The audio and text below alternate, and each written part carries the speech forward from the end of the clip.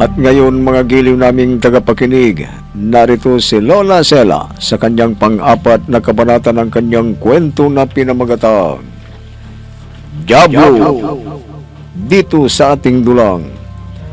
Mga kwento ni Lola Sela.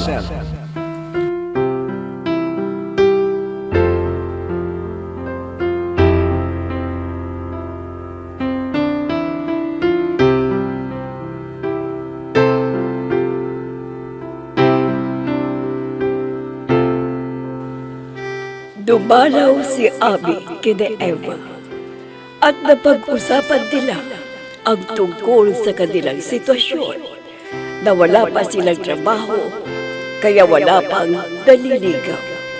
Pero sinabi ni Eva na meron na siyang maliligaw at sinabi si Victor nga.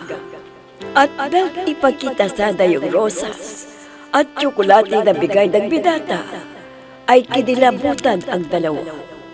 Dahil ang tingin nila ay korona ng patay at may kasamang putol na kamay. Minsan, tinangka ni Doña Ninita na layasan nga ang kanyang mag-ama. Subalit, hinarang siya ni Don Lucio at nang ipinipilit ng Doña ang umalis, ay sinikmurahan ito at ikinulong sa lihim na kwarto na kanilang bahay. Inabot ng gabi sina Ato at Victor na nag-iimba sa mo at nang magpapaalam sana si Victor kay Ato na mauuna na siya dahil walang kasama ang kanyang ina, ay inunahan na ito at umalis. At si Victor na ang mag-iimba sa mo sa dalawang bangkay na natira. Kalalabas lang ni Ato sa kwartong yun nang marinig ni Victor ang tinig ni Doña Ninita na humihingi ng tulong at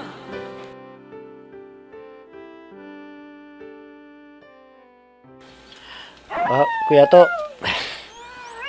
maulan akong umuwi dahil walang kasamang ini sa bahay. Ha? Naku, nakapagpaalam na ako kay Boss Lucio. Ako na ang mauna dahil may pinadaanan siya sa akin. Kaya ikaw na ang tumapos sa mga iimbalsamahin. Sa bagay, dadalawa na lang ang natitira. Kayang-kaya mo na. Pero... Wala nang pero. Sige na, tapusin mo na. Ako'y alis na. Sige.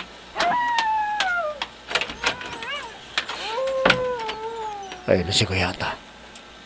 Nauulo na siya. Parang ginugulangan ako langit. Mas marami na akong naiimbal sa mo. tulong! Ha? Tulungan niyo ako! Ano yan?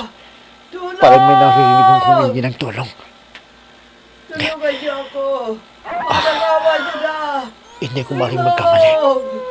Tinig yun ni Senyora Ninita. Parang nasa ilalim siya ng lupa. Humingi rin siya ng saklolo. Ano ko yung nangyari sa kanya? Kailangan maiparating ko ito kay Senyor Lucio para alam niya.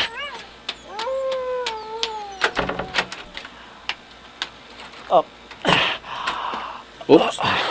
Alam ko kung saan ka pupunta, Victor. Ha? Kuya To, hindi mo ba narinig yung narinig ko? Tinig yun ni Senyora Ninita. Humingi siya ng saklolo. Parang nasa ilalim siya ng lupa. Wala kang naririnig. Guni-guni mo lang yan, Victor. Anong guli-guli na sinasabi mo? Dinig ko siya. Tulungan niyo ako! Humingi siya ng tulong. Tulungan niyo ako! Ilabas niyo ako dito! Oh, ayan. Sa klolo! Tinig talaga yun ni Senyora Ninita. Kailangan maiparating natin kay Senyor Lucio ito. Huwag mong gagawin yan, Victor. Hindi mo papahamak ka lang. Basta manahimik ka na lang. Gawin mo ng trabaho mo. Huwag mo nang pakialaman yan. Naintindihan mo? Kuya To.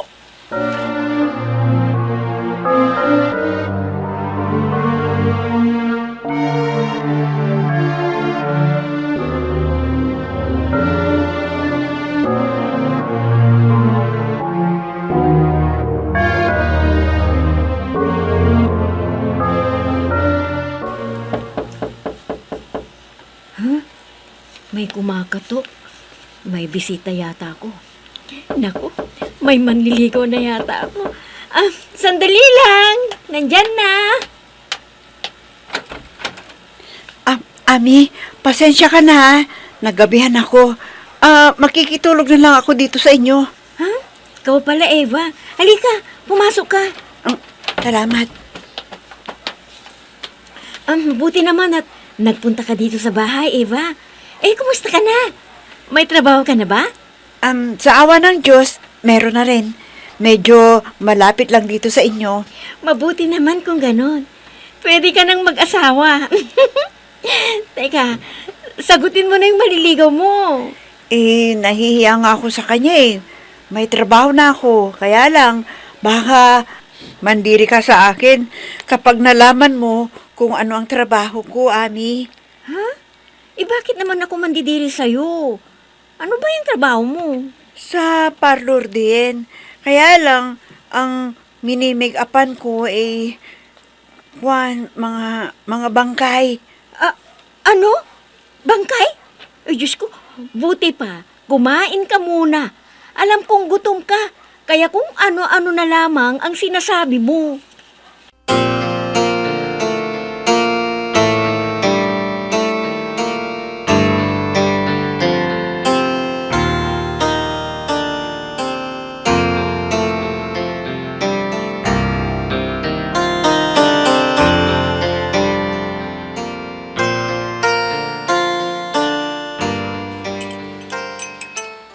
O sige, kumain ka lang. Para hindi ganyan na kung ano-ano ang pinagsasabi mo. Nako, ang ganda siguro ng nahanap mong trabaho, no? Hayan, no? May uniforme ka pa. Palagay ko, attendant ka sa isang ospital. Ano? Nako, malaki ang sahod dyan. Daig mo pa ako. Friend, big time ka na. Anong big time ang sinasabi mo dyan, friend? Hindi ka ba naniniwala sa sinabi kong trabaho ko? Hoy, ba? Kanina mo pa ako pinagluluko eh. Ikaw pa. Naku, takot na takot ka sa multo, di ba? Nasanay na ako. Mabuti pa nga ang mga bangkay na minake-make-upan ko dahil walang imik. Hindi nagre-reklamo kahit anong gawin mo.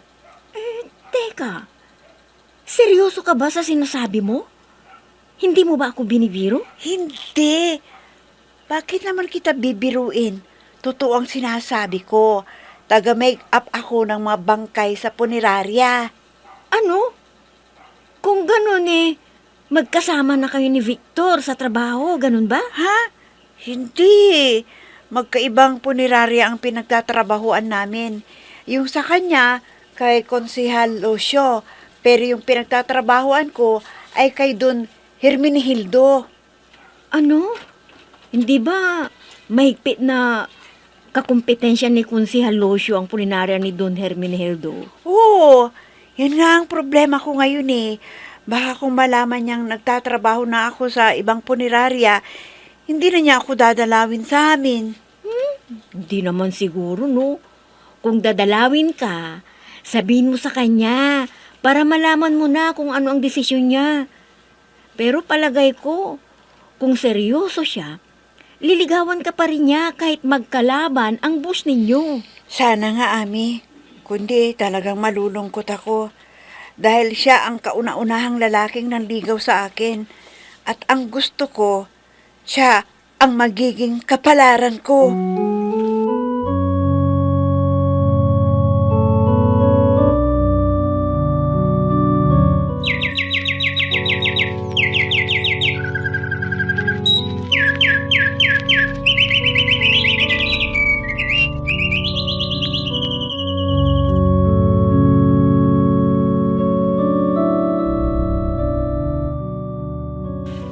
Mabuhay ang bagong gobernador!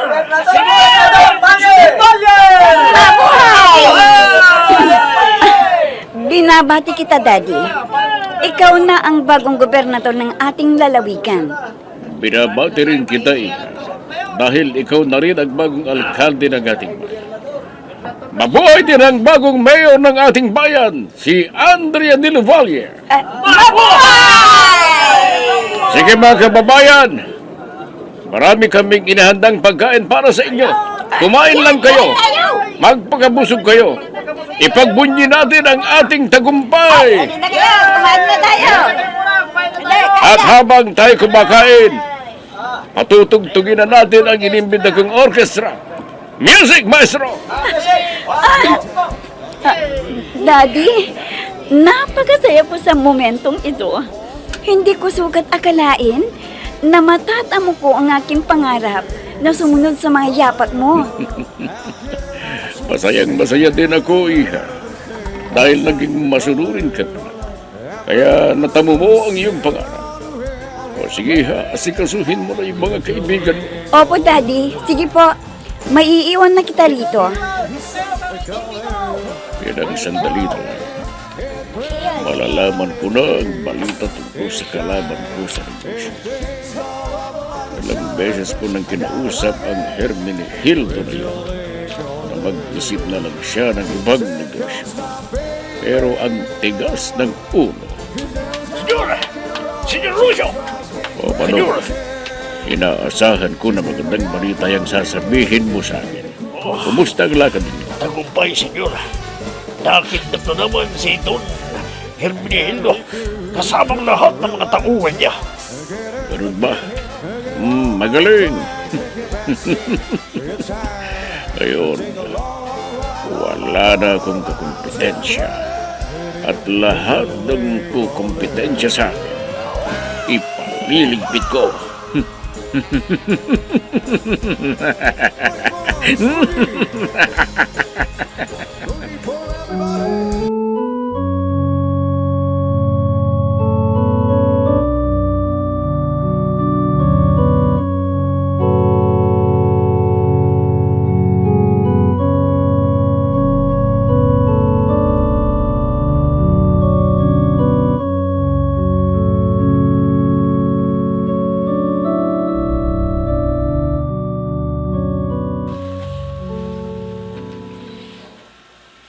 Sige, dito kayo. Manatili habang buhay.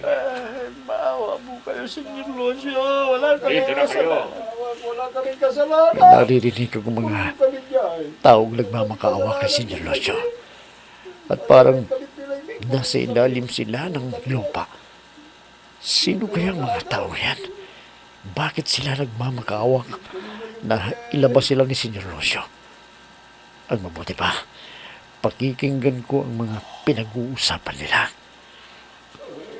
Matagal na kitang pinakiusapan, Hermenegildo, na mag-isip ka na lang ng ibang negosyo at huwag mo na akong kompetensya. Pero ang tigas ng ulo mo. Wala akong ibang naisip na negosyo na ito, alam ko. Dahil mahal ko pa sa magulang ko ang negosyo yan. Ha? Si Don Hermenegildo pala. Yung kausap niya. Kumusta na kaya si Eva? Diyan siya. Nagtatrabaho. Sana walang masamang nangyari sa kanya. Ayaw kung may kakompetensya. Kaya dito na kayo mananatili habang buhay. Maawa na po kayo sa akin, senyor. Pakawalan niyo na ako. Ha? Pati si Eva. Senyor. Kasama. Pakawalan Hindi. niyo na ako. Hindi!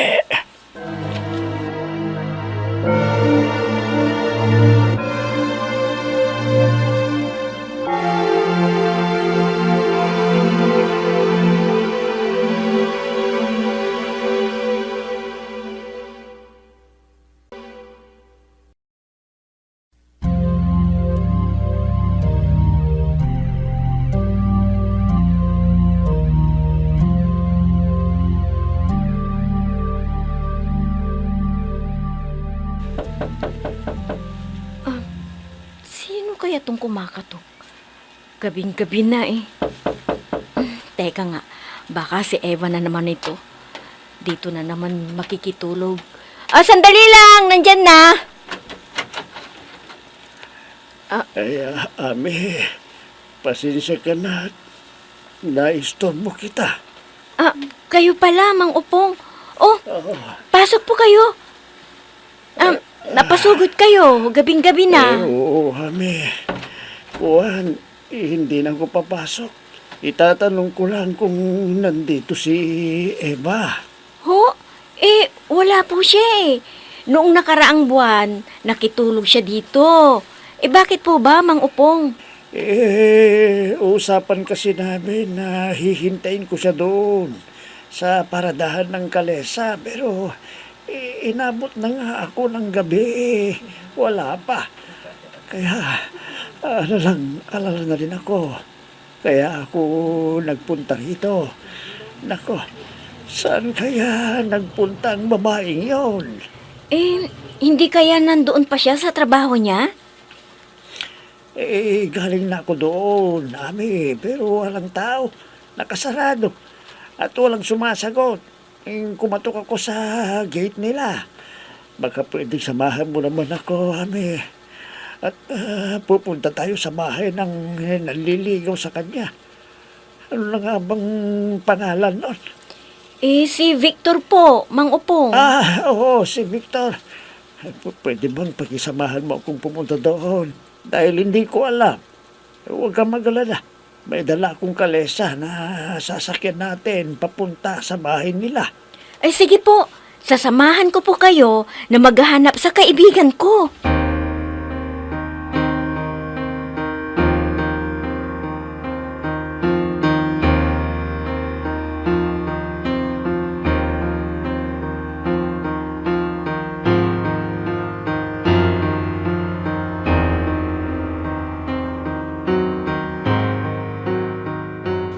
Senyor Hermenegildo, paano na tayo dito? Paano na ang aming mga pamilya? Bakit ginawa ito ni Don Lucio sa atin? Bakit? Bakit? Napakasama talaga ng Lucio na yan. Kaya nga po, Ang gusto niya, siya lang ang mabuhay. Lucio, pakawalan mo ako rito! Hayop ka! Demonyo ka, Lucio! senyor, Ay, hindi ako pwedeng magkamali. Si Kumari Ninita yan. oo nga po. Ano? Si Doña Ninita yan? Di ba ang asawa ni Kunyan? Asawa ni Don Lucio yan, senyor? Oo. Nandito rin pala sa kwarto sa ilalim ng lupa. Nako, Kumari Ninita! Ikaw ba yan? Ha? Oo! Sino ka? Ako si Hermenegildo, kumadre. Bakit ka na dyan? Kinulong ako rito ng hayop na asawa ko! Ano? Bakit? Ano bang nangyari sa kumpadre ko? Bakit niya ginawa ito? Bakit ba pati ikaw na sariling asawa ay kinulong dito sa ilalim ng lupa? Diablo ang asawa ko, kumpadre! Oh, Binarak ko na siyang layasan dahil hindi ko na kayang sikmurahin ang kanyang kasamaan. Pero pinigilan ako at baka raw ibunyag ko ang nalalaban ko tungkol sa kanya. anong tungkol sa kanya, kumadre Ninita? Ano? Makinig ka, kumpadre, at ikwikwento ko ang lahat sa'yo.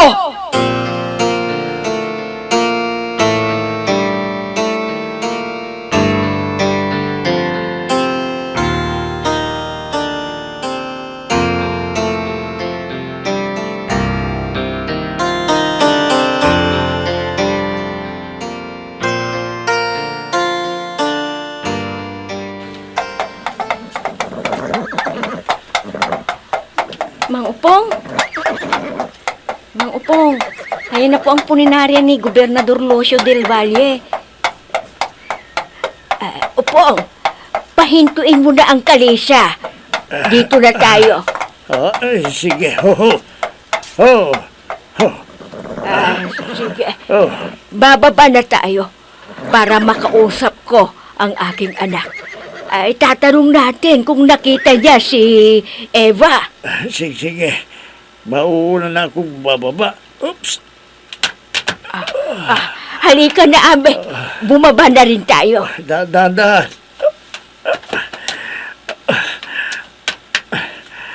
Sige, tayo na.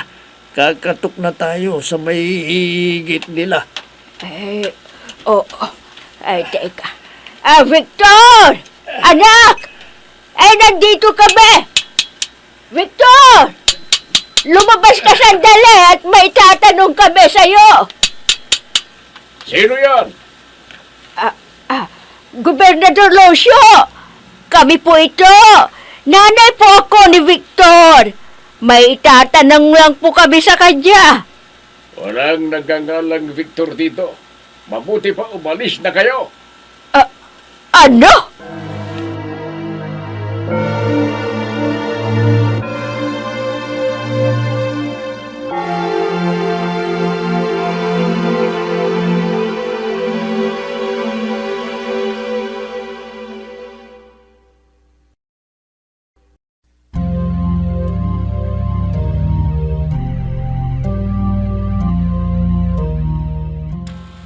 Makakausap pa kaya nila Susay si Victor? Magili naming tagapakinig. Abangan ang susunod na kabanata ng ating kwento na pinamagatang Jabu, dito sa ating dulang Mga Kwento ni Lola Sela. Mga nagbigay buhay sa ating dula: Myra Abrihal Narnola, Susan Malignem, Ami Diaz, Oscar Ora, Robert D. Guzman, Jun Cabato, Eva Alcoreza. Technical Supervision at Musika, Oscar Ora. Nilapatan ng tunog, Robert D. Guzman. Sa panulat at direksyon, Emma Dalupe. Mga Kwento ni Lola Sela. Inihahandog ng IFRE Recording Studio para sa Pambansang Radyo ng Pilipinas, Bombo Radio, Philippines.